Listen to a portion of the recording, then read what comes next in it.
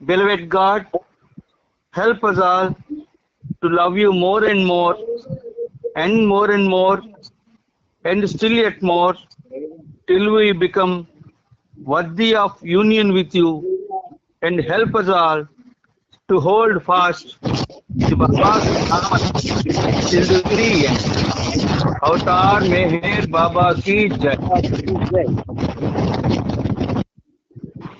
Avatar Meher బాబాకి జై. ప్రీతం మెహర్ బాబా, నీవు ప్రసాదించిన ప్రవచన సారము గ్రహించవలసిన తీరులో గ్రహించి సదవగాహన చేసుకొని వాటిని మా జీవనములలో ఆపాదించుకొని నిజాయితీతోడును నిర్మల ప్రేమతోడును వాటిని ఆచరించులాగున మా అందరినీ ఆశీర్వదించు. అట్టి ఆచరణయుత జీవన శైలిలో జీవించినట్లుగా మా అందరినీ అనుగ్రహించు. అవతార్ మెహర్ బాబాకి జై జై. అందరికీ ప్రేమపూర్వక జై బాబాలు. ప్రీతమ మెహర్ బాబా ప్రేమతో మనకి ఈ సహజీవన కార్యక్రమాన్ని ప్రసాదించి తద్వారా కొంత ఆయన సందేశాల సారాన్ని తెలుసుకునే అవకాశాన్ని మనకి ఆయన కలిగించారు. ఆ పరమ పావనుడికి శత సహస్ర కోటి పాదాభివందనాలను మనందరి తరపున అర్పిస్తూ మహర్షి యొక్క ప్రార్థన. అపురూపమస్పర్శ మగంధ రూపం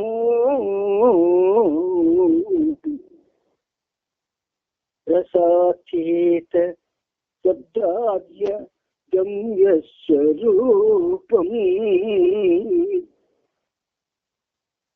అపురూపమస్పర్శ మగంధ రూపం రసాచేత శబ్దాద్య గమ్య స్వరూపం తచ్చుత్తమ వ్యక్తమనంతరూపం తచ్చుత్తమ వ్యక్తమనంతరూపం శ్రీమేహిరం నిత్యమనంతరూపం శ్రీమేహిరం నిత్యం శ్రీమేహిరం నిత్యమహం నమామి. అవతార్ మెహర్ బాబాకి జై. నా వాయిస్ అందరికి వినబడుతుందా? నా వాయిస్ అందరికి వినబడుతుందా? వినిపిస్తుంది బాబాయ్, వినిపిస్తుంది. అది వింటున్నారో లేదో అన్న అనుమానం నాకు వస్తుంటుంది. జై బాబా. ఇప్పుడు మనం ప్రభు యొక్క పుణ్య చరిత్రం, ఆ చరిత్రం మన జీవనాల్ని పావనం చేసే చరిత్రం, అది మనం ఇప్పుడు ప్రభు చరిత్ర 9వ భాగంలో 3610వ పేజీ మీదని ఒక 4 ప్రత్యేకమైనటువంటి బాబా యొక్క సూచనల్ని మనం చదువుకున్నాం నిన్న. అంచేత బాబా ఆ చెప్పిన ఆ సూచనల తర్వాత నెక్స్ట్ పేరా నుంచి ఇప్పుడు మనం చెప్పుకోబోతున్నాం. హృదయ ఆర్తితో పిలిచిన వారి పిలుపుకు ఆ ప్రీతములు కూడా తగు రీతిలోని ప్రత్యుత్తరమిచ్చిన విషయం ఇది ఆఖరిది. ఆయనకు ఖచ్చితంగా యుద్ధం జరుగుతుందని తెలిసినట్లుగా, యుద్ధం తప్పదన్నట్లుగా విదేశీయానానికి తగిన అవకాశం భవిష్యత్తులో ఇక రాదేమోనని ముందే తెలిసినట్లుగా. అవును, ఖచ్చితంగా ఆయనకు అన్నీ తెలుసు. సెప్టెంబర్ 1931 మరియు 38 సంవత్సరాలలోపు బాబా సరిగ్గా 1/3 అంటే 1/3 వంతు కాలాన్ని విదేశాల్లోనే గడిపారు. ఆయన యూరప్ దేశాలకు దాదాపు 10 సార్లకు పైగా వెళ్ళారు. ఇంగ్లాండ్కు 8 సార్లు, అమెరికాకు 3 సార్లు ప్రయాణించారు. అలానే ఆయన చైనా, ఈజిప్ట్, టర్కీ పర్యటించి వెళ్ళిన ప్రతి చోట ఆరాధనము, ప్రేమను, ప్రీతముల కోసం సర్వ సమర్పణను పునరుజ్జీవింపజేశారు.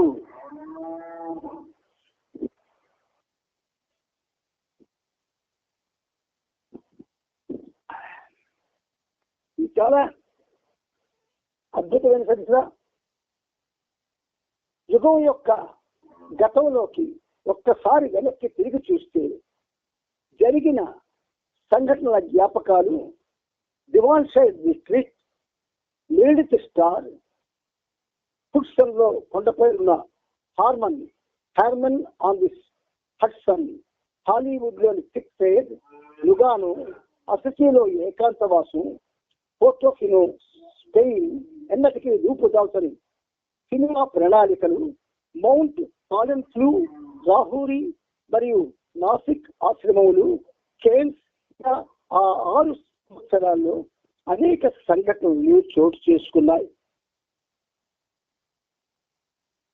1939లో యుద్ధం మొదలైంది.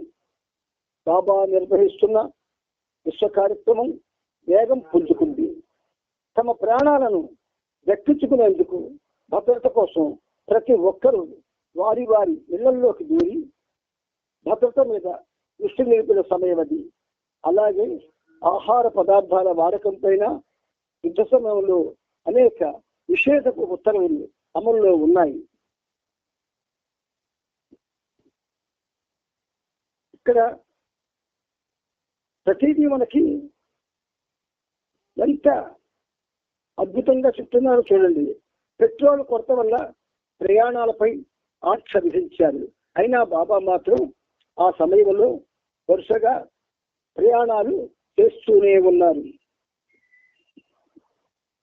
ఆయన 7 సార్లు గుజరాత్కు, 2 సార్లు సిలోన్కు, 3 సార్లు కాశ్మీర్కు, 6 సార్లు వాయువ్య సరిహద్దు ప్రాంతాలకు, 1 డజను సార్లు దక్షిణ భారతదేశం గుండాను, 2 సార్లు కలకత్తాకు, శక్తినంతా హరింపజేసే ప్రయాణాలతోనే ఆ వత్సరాలన్నీ గడిచిపోయాయి. చూశారా? ఇంతటి కష్టాన్ని ఆయన ఎదుర్కొన్నాడు. దేశంలో పైనుండి క్రింది వరకు 75,000 మైళ్లకు పైగా 75,000 మైళ్లకు పైగా ప్రయాణం చేసి దాదాపు 20,000 మంది భక్తులను, సాధువులను, ఫకీర్లను, పేద ప్రజలను కలిసి వారితో సాంగత్యము జరిపారు. ఏ ఒక్క ప్రదేశంలోనూ, ఏ ఒక్క సమయంలోనూ కొద్ది రోజుల కన్నా, అప్పుడప్పుడు వారాల కన్నా ఎక్కువ ఆగకుండా ప్రయాణాలు చేశారు. ఇది పూర్తిగా నమ్మశక్తించని విషయంగా ఈ యుగానికి అనిపించింది. ఆ సమయం 1949 నాటికి ఆయన వయస్సు 55 సంవత్సరాలు. యుగం ఈ సంఘటనలన్నింటినీ గురించి లోతుగా ఆలోచించింది. ఈ మధ్యనే జరిపిన మహా ఏకాంతవాసం గురించి కూడా తలపోసింది. జరిగిపోయిన పాత దశకు మరియు జరగబోయే నూతన దశకు మధ్య వారధి ఇదే. అవును, అది అలానే కనిపించింది. ఈ యుగావతరణలో ప్రీతమ మెహర్లకు ఎంతటి మహత్తర కార్యక్రమాలు నిర్వహించారో కదా అని ఈ యుగం ఆలోచించి ఇంకా ఎన్ని కార్యక్రమాలను ఆయన చేయవలసి ఉందో కదా అని తలపోసింది. నవజీవనం ఇది అంత విచిత్రం, ఎవరికీ తెలియనిది, అర్థం కాని ఇంత విషయం. బాబాతో సన్నిహితంగా ఉన్నవారికి, మరింతో దూరంగా ఉన్న వారికి అందరికీ ఇది రహస్యమైనది. విలియం డాంకిన్ అంటే బాబా యొక్క ఈ కార్యక్రమాలు మనకి అర్థమైనట్టుగా మనం అనుకుంటూ ఉంటాం. కానీ ప్రతి కార్యక్రమం వెనుక దివ్య ఇచ్ఛ చాలా ఉన్నతంగా పనిచేస్తుంటుంది. ఆ దివ్య ఇచ్ఛ మనకు తెలియదు. అసలు మనకు మన ఇచ్చే తెలియకపోతే దివ్య ఇచ్ఛ ఎక్కడి నుంచి తెలుస్తుంది? అందుచేత అందరికీ ఇది రహస్యమైనదే. ఇక్కడికి ఈ చాప్టర్ మనం పూర్తి చేసుకున్నాం. ఇప్పుడు నవజీవనం బాబా యొక్క చరిత్రలో ఒక అద్భుతమైనటువంటి ఘట్టం. అటువంటి జీవనాన్ని ఇంతవరకు ఏ అవతార పురుషుడు కూడా జరపలేదు. శ్రీరామచంద్రుడు అరణ్యవాసం చేశాడు. శ్రీకృష్ణుడు తల్లిదండ్రులకు దూరమై రేపల్లిలో పెరిగాడు. కానీ వాళ్ళు మెహర్ ప్రభువుల ఈ నవజీవనం అనేటటువంటి ఒక ప్రత్యేక కార్యక్రమాన్ని వాళ్ళు సాగించలేదు, ఎవరూ సాగించలేదు కూడా. అందుచేత ఇక్కడ ఒక ఫోటో ఉంది చూడండి. బాబా కూర్చున్నారు. 1949 మెహరాబాద్ లో పురుష మండలితో చర్చిస్తున్న మెహర్ బాబాతో కైకోబాద్, మురళీ కాళీ, బైజుల్, డాన్, కాకా, ఆది సింగర్, గుస్తాద్వి, బాబా, పెండు, ఏరిస్, గుర్తు తెలియని వ్యక్తి, నీరు, పాపా జస్సాబాల, వీళ్ళంతా ఒక విధంగా నవజీవన ప్రారంభంలో బాబాను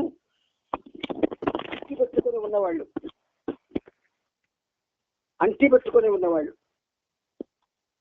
ఈ అంటిపెట్టుకొని ఉన్న వాళ్ళకి బాబా యొక్క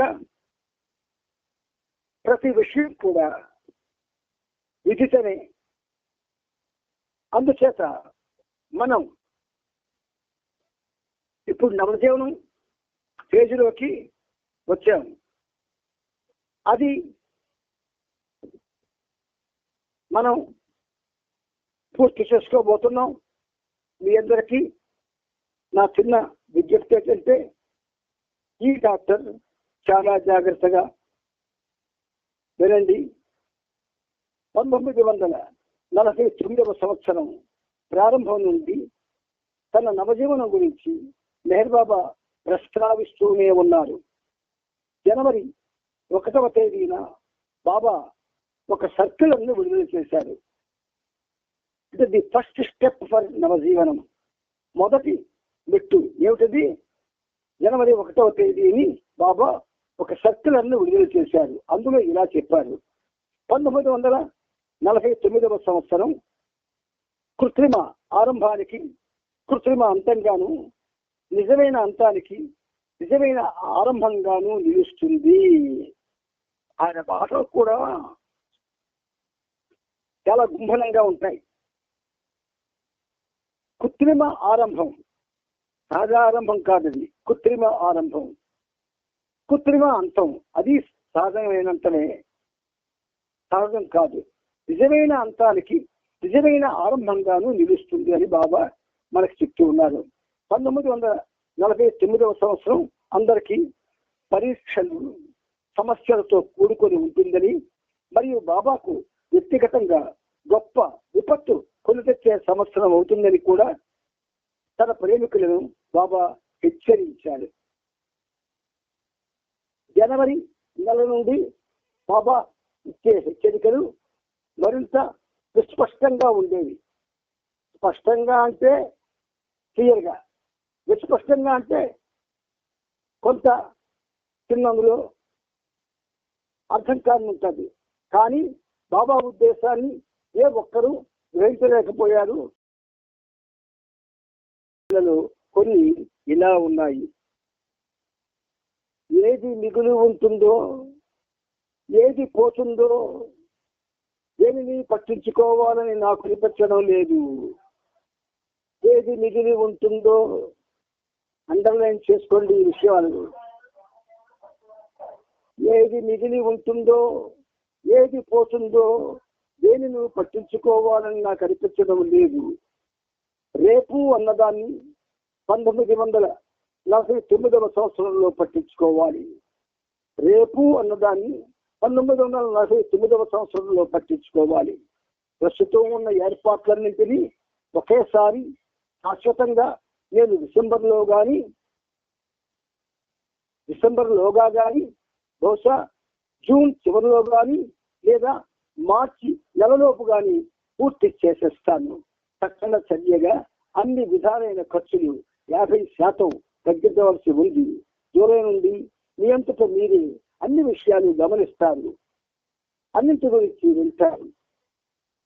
మండలి సభ్యుల్లో 90% మంది నన్ను విడిచి వెళ్ళిపోవలసి ఉంటుంది. కేవలం 10% మంది మాత్రమే నాతో మిగిలి ఉంటారు. 1949వ సంవత్సరంలో నేను ఎవరి పట్ల నమ్మకం పెట్టుకోవడం కానీ, ఎవరు నా పట్ల నమ్మకం పెట్టుకోవడం కానీ ఉండదు. నా విషయంలోనూ ఇది ఇలాగే ఉంటుంది. నేను అందరినీ క్షమించేస్తాను, అలాగే భగవంతుడు కూడా నన్ను క్షమిస్తాడు. కానీ 1949 నుండి మాత్రం క్షమించడం సాధ్యం కాదు. ఇన్నేళ్లుగా మీరంతా నాతోనే ఉన్నారు కాబట్టి మీలో కొనసాగే బలహీనతలకు నేనే బాధ్యత వహిస్తున్నాను. కానీ మీ బలహీనతల ద్వారా నేను ఎలాంటి ప్రయోజనం పొందాలనుకోవడం లేదు.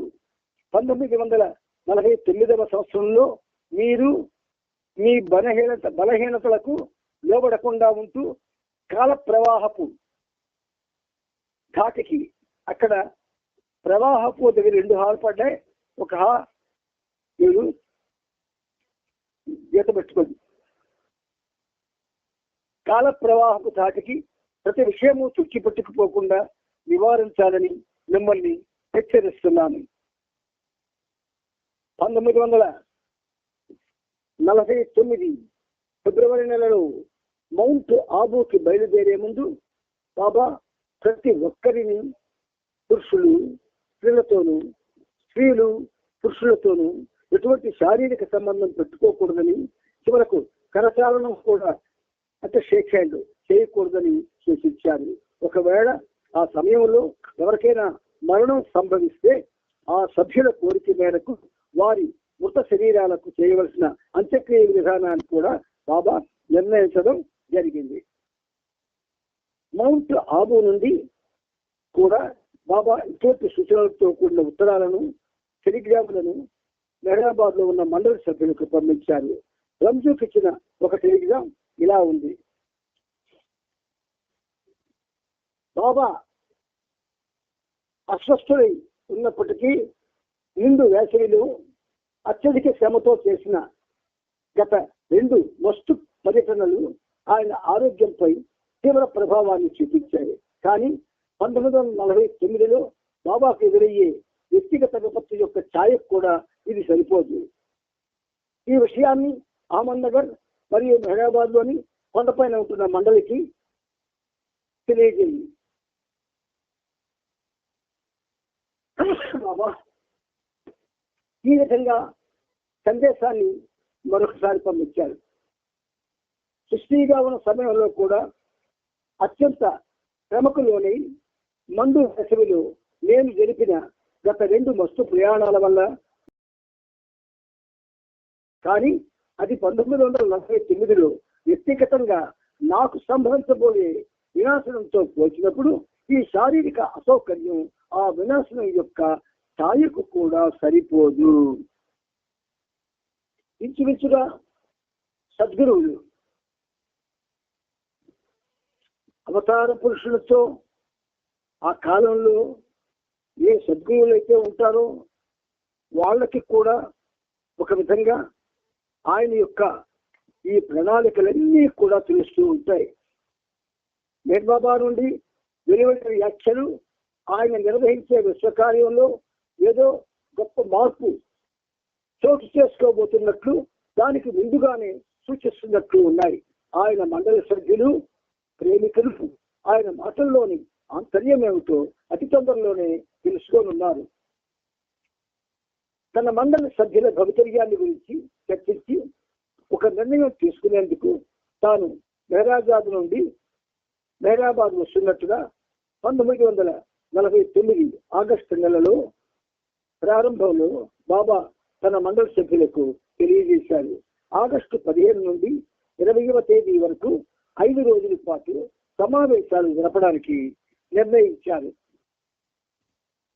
బయటి ప్రాంతాల నుండి ఈ సమావేశానికి ఆహ్వానింపబడ్డ కొద్ది మంది ప్రేమికులు హైదరాబాద్ లో ఉండడానికి ముందస్తుగా ఏర్పాట్లు చేయడం జరిగింది.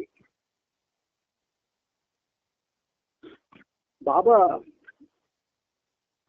ఆయన యొక్క సుదీర్ఘమైనటువంటి ఆ ప్రయాణంలో ఏ విషయంలో కూడా అశ్రద్ధగా ఆయన లేరు. ఆ ప్రేమికులు ఆగస్టు 14 ఆదివారం నాటికి చేరుకున్నారు. వచ్చిన వారిలో నారీమన్ దాదా ఖాన్జీ, మర్జీ కాకారియా, మీను ఖరాస్ పాకిస్తాన్ నుండి వచ్చాడు. ఆయన పాపా జసాబాలా, గాడేకర్, డాక్టర్ ఘనీ, వాసుదేవ్ కై, హరిజీవన్ లాల్ మరికొంతమంది పురుషులు ఉన్నారు.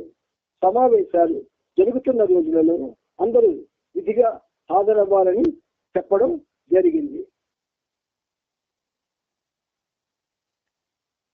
సమావేశాల్లో మండలి వారు కూడా హాజరవ్వాలి. హాజరైన ప్రతి ఒక్కరిని ఉద్దేశించి బాబా పదే పదే ఇలా హెచ్చరించారు. తీరిక లేని ఇన్ని పనులున్న సమావేశాలు జరుగుతున్నంతసేపు మీరు హాజరుగా ఉండాలి. ఆ తరువాత నేను మీకు అందుబాటులో ఉండకపోవచ్చును.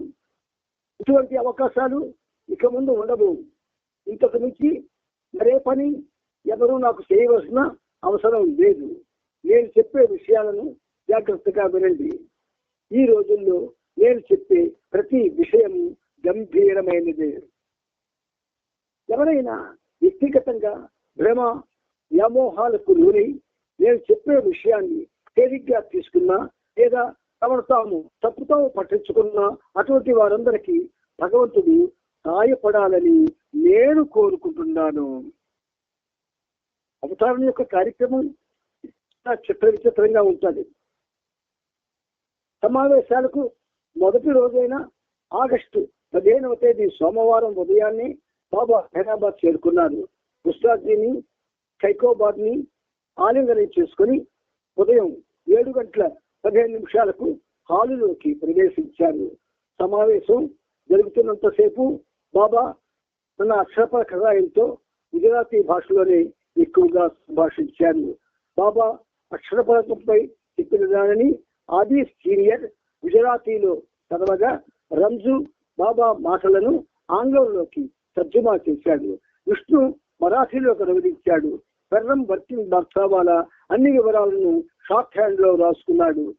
బాబా పెర్రం ని ఉద్దేశించి, నన్ను జరగలా పడుకునే ముందు ఈ 5 రోజుల్లో నేను ఎవరికి ఏం చెప్పినా ఒక్క మాటను కూడా వదిలిపెట్టకుండా పొందుపరచడానికి ప్రయత్నించు అని ఆదేశించారు.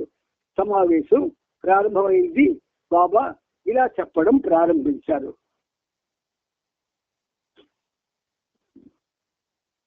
నేను చెప్పబోయే విషయాన్ని శ్రద్ధగా వినండి. మీ పూర్తి దృష్టిని నేను చెప్పే విషయంపైనే ఉంచండి. ఈ 5 రోజుల్లో ఇక్కడ చర్చించిన ప్రతి విషయాన్ని, ప్రతి నిర్ణయాన్ని అందరికీ తెలియజేయడం జరుగుతుంది.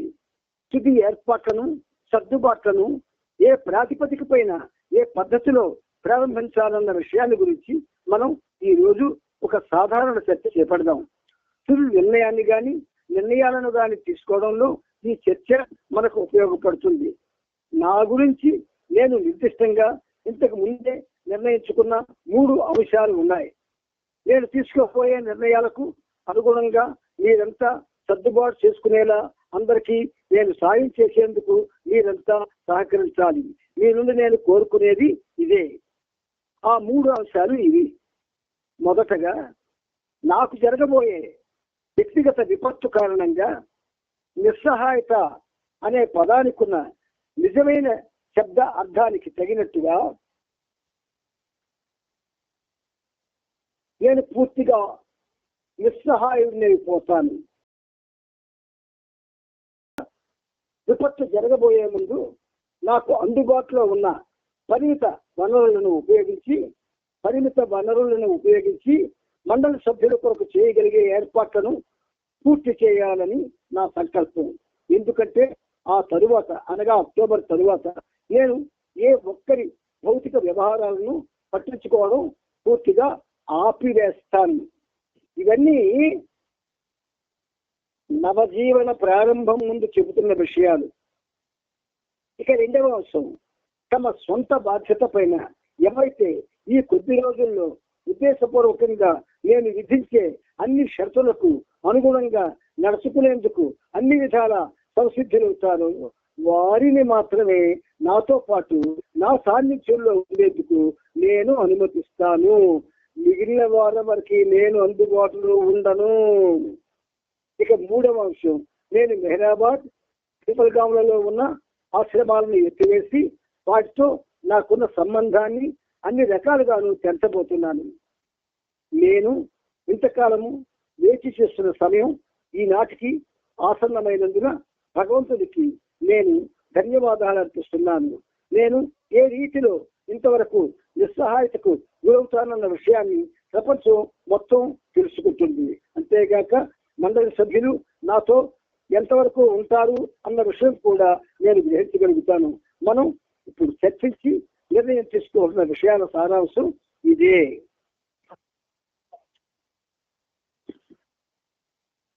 మామూలుగా ప్రతి వ్యక్తికి తనకు బాగా పరిచయం ఉన్న భాషలో బాబాతో సంప్రదించడానికి వీలుంటుంది. కానీ ఈసారి అందరికీ ప్రతి విషయం పూర్తిగా అర్థమయ్యేందుకు, అలాగా ఏ విషయంలోనూ దాపరికం లేకుండా ఉండేందుకు గాను అందరికీ అర్థమయ్యే భాషలో ప్రతి వ్యక్తి చేత మాట్లాడించే పద్ధతిని బాబా చేపట్టారు.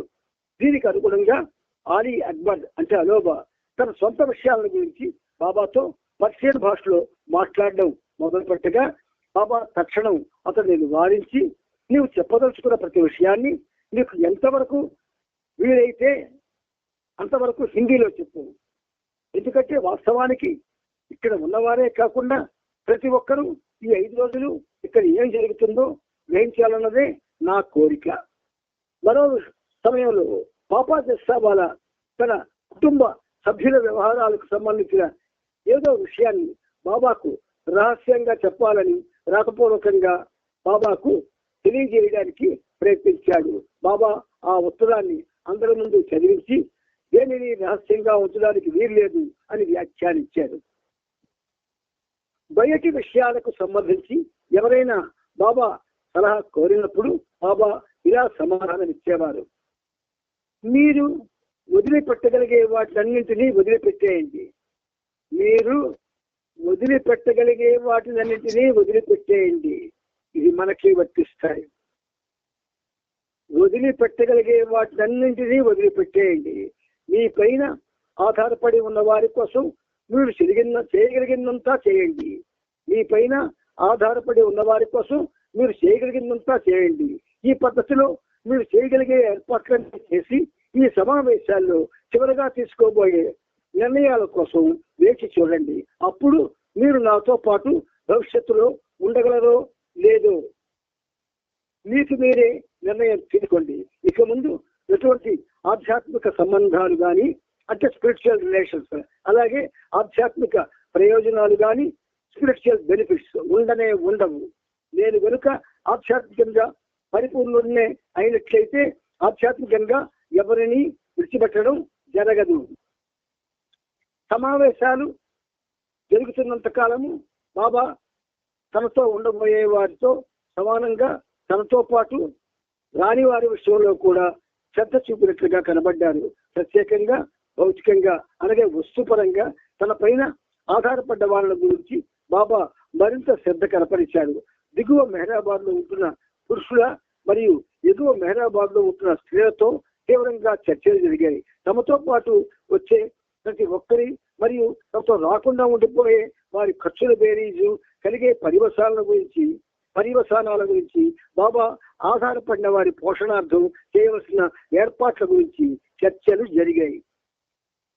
బాబా తన స్థిర చరాస్తుల విక్రయంలోనూ, తనపై ఆధారపడ్డ కుటుంబాలకు, అలాగే భవిష్యత్తులో తనతో పాటు ఉండలేని వారికి తను వాగ్దానం చేసిన డబ్బును, ఇతర సామాగ్రిని సమకూర్చడంలోనూ బాబా ఈ సమావేశాలు ప్రారంభించిన మొదటి రోజు నుండి తగు నిర్ణయాలు తీసుకోవడంలో ఎంతో ఉత్సాహంగా ఉంటూ తీవ్రమైన మరియు నిర్ణయాత్మకమైన విధానాన్ని అవలంబించారు.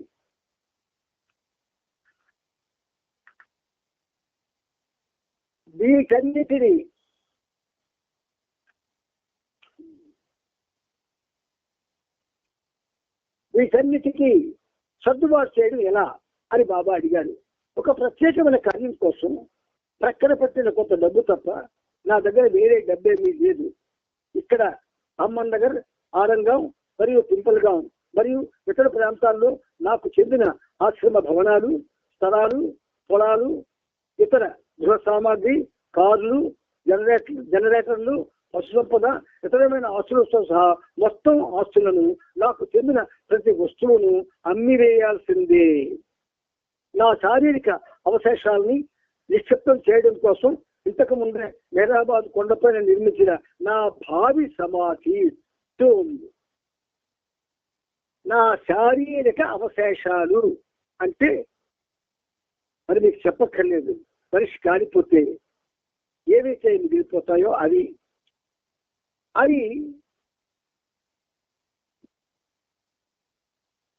వాటి కోసం, ఆ అవశేషాలను నిక్షిప్తం చేయడం కోసం ఇంతకు ముందే మెహరాబాద్ కొండపైన నిర్మించిన నా భావి సమాధి స్థలం తప్ప నా పేరు మీద నా ఆస్తిగా మరేది ఉండకూడదు. నేను నా దేహాన్ని విడిచినప్పుడు నా శరీరాన్ని ఈ సమాధిలో నిక్షిప్తం చెయ్యాలన్న విషయాన్ని మీరంతా గుర్తుంచుకోవాలి.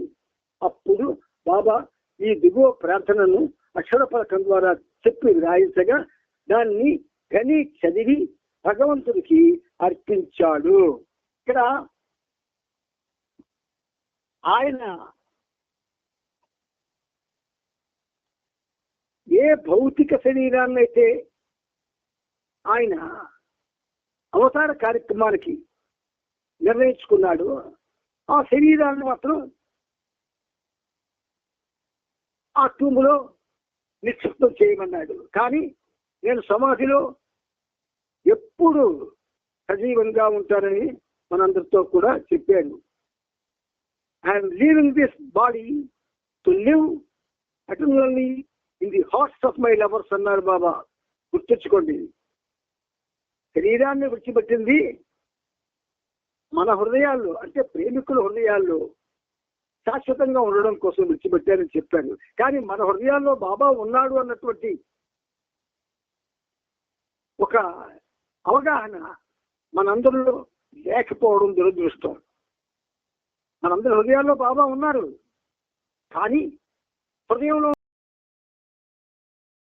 సంబంధాన్ని పెట్టుకోవడానికి ప్రయత్నం చేయలేకపోతున్నాం. అందుచేత ఆయన చెప్పినటువంటి ఈ మాటల్లో లోతైన అర్థాలు చాలా ఉన్నాయి. ఇప్పుడు ఈ ప్రార్థన చూడండి ఎలా చదివించారో. ఓ భగవంతుడా, బాబా తన దేహాన్ని తొందరగా ఛేదించకుండా ఉండుగాక. అలా చదవగానే అక్కడ ఉన్న ప్రతి ఒక్కరూ ఆమెన్ అంటే తదాస్తు అని ఉచ్చరించారు. బాబా తన వివరణను ఇలా కొనసాగించారు. నాకు చెందిన ఆస్తి పాస్తుల అమ్మకం ద్వారా వచ్చిన ధనాన్ని ఇంతకుముందు నేను చేసిన వాగ్దానం ప్రకారం ఖర్చు చేయడం కోసం మరియు నాకు నేనుగా కొంతమందిని నా మీదే ఆధారపడి జీవించేలా చేసిన వారి తక్షణ అవసరాల కోసం వినియోగించాలి. నాకు నాతో వచ్చే వారికి ఏమీ అక్కర్లేదు. అందువల్ల నాతో రాలేని వారికి అక్టోబర్ 15 తర్వాత నాతో ఉండాల్సిన వారికి మనం చేయగలిగినంత ఉత్తమ సహాయం అందేటట్టుగా చూడవలసి ఉన్నది. నన్నే ఆశ్రయించి ఉన్నవారెవరిని ఉన్న పళ్ళంగా భౌతికంగా కష్టాల్లో వదిలివేయడం నాకు ఇష్టం లేదు. ఆధ్యాత్మికంగా ప్రయోజనాలు సమకూర్చడం అన్న ప్రశ్నకు తావే లేదు. ఆ విషయం నేను పరిపూర్ణంగా కాదా అన్న దానిపై ఆధారపడి ఉంటుంది. యథార్థానికి ఇప్పుడు చెప్పాలంటే సంబంధితులందరికీ కనిష్టంగా ఎప్పటికప్పుడు సమకూర్చవలసిన అవసరాలకు కనీసం మనకు కావాల్సింది 10 రూపాయలైతే చేతిలో ఉన్నది 1 రూపాయి మాత్రమే. మీరు మీ అభిప్రాయాలను సమాధానాలను సలహాలను ఇవ్వడంలో సంపూర్ణమైన నిజాయితీని పాటించండి. మీ సున్నిత భావాలను పక్కన పెట్టండి. అస్పష్టంగా సమాధానం ఇవ్వకండి. మీరేం ఆలోచిస్తున్నారో, ఎలా భావిస్తున్నారో సరిగ్గా అదే చెప్పండి. మన నిత్య జీవితంలో కూడా బాబాతో మనం సంబంధం పెట్టుకోవాలి. మన విషయాల్ని ఆయనతో చెప్పుకోవాలి. ఆయన వింటున్నాడా లేదా అన్నది మనకి ఒక విధంగా అనవసరమైన విషయం. మనం మాత్రం ఆయన్ని ప్రేమిస్తూ మన యొక్క విషయాలను ఆయనతో ముచ్చటించుకోవాలి. ఆ చదువు సంపాదించుకోవాలి. మనందరం బాబా అంతా మీ ఇష్టం అని మాత్రం మీరు చెప్పకూడదు. మనకు సంబంధించిన అనేక మంది విషయంలో ఇక్కడ ఉన్న కొద్ది మందిమైన మనం మాత్రమే ఒక నిర్ణయానికి రావాల్సి ఉంది. ఇకపై శ్రీమండలి కూడా ఉండదు. అందువల్ల ఇక్కడ మనం ఏ నిర్ణయం తీసుకున్నా అది సేనకు కూడా వర్తిస్తుంది. ఏదో విధంగా నాతో సంబంధం ఉన్న ప్రతి ఒక్కరిపైన ఆ నిర్ణయం యొక్క ప్రభావం పడుతుంది. ఈ 10 రోజుల్లో నేను ప్రతి విషయాన్ని నిర్ణయించబోతున్నాను. ఇప్పటి వరకు బయటకు ఒక పద్ధతిలో క్రమం లేనట్టుగా కనబడే నా అలవాట్లను, వ్యవహారాలను చూసి మీరు తప్పుతో పట్టద్దు. ఉదాహరణకు, ఒక పక్క ఈ అక్టోబర్లోనే మెహరాజాదును విడిచిపెట్టాలని నేను ఖచ్చితంగా నిర్ణయించుకున్నప్పటికీ మరొక ప్రక్క సాధ్యమైనంత తొందరలో అక్కడ ఎలక్ట్రికల్ ఫిట్టింగ్స్ ను అమర్చాలని పాద్రీని ఆదేశించాను. నేను ఏదైనా కొత్త విషయం ప్రారంభించాలనుకుంటే దాన్ని మొదలుపెట్టే క్షణం వరకు కూడా నా పాత వ్యవహారాలను పాత పద్ధతిలోనే నిర్వర్తించే నా అలవాటే దీనికి కారణం. అదొక వెర్రి కావచ్చు, ఒక పద్ధతి కావచ్చు, కానీ అది నా అలవాటుగా ఉంటుంది. ఇప్పుడు నేను ఇక్కడ అలవాట్లకు, ఆచారాలకు కూడా స్వస్తి చెప్పబోతున్నాను. అందువల్ల నేను అంతం అన్నానంటే ఇప్పుడు ఇది అంతం తప్ప మరేమీ కాదని అర్థం. న్యూ లైఫ్ చాలా అద్భుతమైనటువంటి ప్రత్యేకమైనటువంటి జీవనం బాబాది. అందువల్ల ఈ న్యూ లైఫ్ ఒక విధంగా మనకు ఇప్పుడు బాబా ప్రారంభించారు. ఇందులో మనం ప్రతి విషయాన్ని కూడా చాలా జాగ్రత్తగా వినవలసి ఉంటుంది. ఎందుకంటే ఈ నూతన జీవితం అంటే యథార్థానికి మనకి ఒక అవగాహన ఉన్నదా లేదా అంటే ఉన్నది అని చెప్పడానికి ధైర్యం లేదు. ఎందుచేత ఆ నూతన జీవితం మనం ఎలాగే ఒక విధంగా మన కాదుక పరిస్థితి ఏంటంటే, బాబా జీవనంలో ఏమేమైతే జరిగాయో వాటిని ఒక ఘట్టాలుగా తీసుకొని ఆ రోజు వచ్చినప్పుడు మనం ఏదో చేయడం ఆనందంతో చేస్తున్నాం. అవన్నీ ఆనందంతో వస్తున్న ఘట్టాలు కావు. అవతార పురుషుడు ఆయన రాకేకి మనందరికీ మన యొక్క యథార్థ స్థితిని తెలియజేయడానికి వచ్చాడు ఆయన. మన పరిస్థితి ఏమిటి, మనం ఉన్నామా లేమా అంటే మీరెవరు లేరు. I'm the only one that exist అన్నాడు ఆయన. నేను ఒక్కడనే ఉనికి కలిగి ఉన్నాను అని అన్నప్పుడు మనకు ఎక్కడ ఉనికి ఉన్నది? కానీ ఉనికి లేకుండా ఉంటున్నాం ఏమిటి? మన ఉనికి లేదు. ఉనికి లేని మన జీవితాలను ఆయన ప్రేమించి, అంటే ఆయనే ప్రేమించుకొని ఆయనే ఈ విషయాలన్నీ చెప్పుకుంటున్నాడు ఆయన. మనం లేము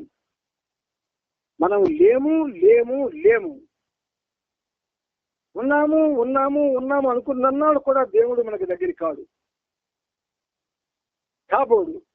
కాలేడు. నువ్వు లేని చోట నేనుంటానన్నాడు ఆయన. నువ్వు ఉన్న చోట నేను ఉండను అన్నాడు బాబా. అందుచేత నేను బాబా ప్రేమికుడిని. నేను నా ఇచ్చ వచ్చిన బాబాతో మెలగవచ్చు అనేటటువంటి పరిస్థితి ఎవరికి కూడా లేదు. ఆయన ఒక విధంగా గాడ్ స్పీక్స్ లో ఆయన చెప్పిన పరిణామ క్రమం అది కొనసాగుతూనే ఉన్నది. ఆ పరిణామ క్రమంలో ప్రయాణం చేస్తుంది ఆయనే. 7 దశల్లో కూడా మనం లేము, కానీ ఉన్నాము అన్నట్టు అని అనుకుంటున్నాం గనకనే ఎవరైనా చనిపోతే పలానా వాళ్ళు చనిపోయారు అంటున్నాం. లేని వాడు ఎలా చనిపోతాడు, ఉన్నవాడు చనిపోతాడు. కానీ అంటే మానవీయంగా ఏవైతే భావాలు మనలో పాతుకుపోయి ఉన్నాయో జన్మల నుంచి, అది ఇంకా మనల్ని వదలడం లేదు. మనము లేము లేని వాళ్ళం ఎలాగైంతో మనం ఉంటామంటే ఉన్నది ఆయనే. ప్రియతముడు అతనే, ప్రేమికుడు అతనే. ప్రేమికుడు ఆయన అంటుంటే నేను వేరే ప్రేమికుడిని అన్న భావంతో నువ్వు ఉంటే దానికి ఎవరు నీకు సమాధానం చెప్పగలరు? అందుచేత మనల్ని మనం పోగొట్టుకోవడమే, మనల్ని మనం పోగొట్టుకుంటేనే ప్రీతముని పొందగలం. మనల్ని మనం పోగొట్టుకోనంత కాలం మనకి భగవంతుడు లభించడు. దీన్నే రూట్ గా ప్రాచీన కాలంలో కొంతమంది యథార్థమైన భక్తులు భగవంతుడు గాని కనబడకపోతే వాళ్ళ యొక్క ఆ ప్రాణాన్ని తీసుకునేవారు అనేక విధాలుగా. ఇంచేత వాళ్ళు లేరని వాళ్ళకి తెలుసు. మనతో ఆయన ఎలా ఉంటున్నాడు? ఆయన మనకి బిందు ఆత్మ అని పెట్టాడు పేరు. ఆయన సర్వాత్మ. ఆ సర్వాత్మలో బిందు ఆత్మ ఉంది కదా. మరి సర్వాత్మలో బిందు ఆత్మ లేకుండా బిందు ఆత్మ వేరేలాగా ఉంటుంది. ఆ ఒక్క చిన్న రహస్యం మనం తెలుసుకోగలిగితే మనం బాబాతోనే ఉంటాం. సరే, ఇప్పుడు మనం ప్రభు చరిత్ర 9వ భాగంలో నవజీవనం అనేటటువంటి ఒక పర్వాన్ని ఈరోజు ప్రారంభించుకున్నాం. అది చాలా గొప్పదైనటువంటి పర్వం. ఇప్పుడు మనం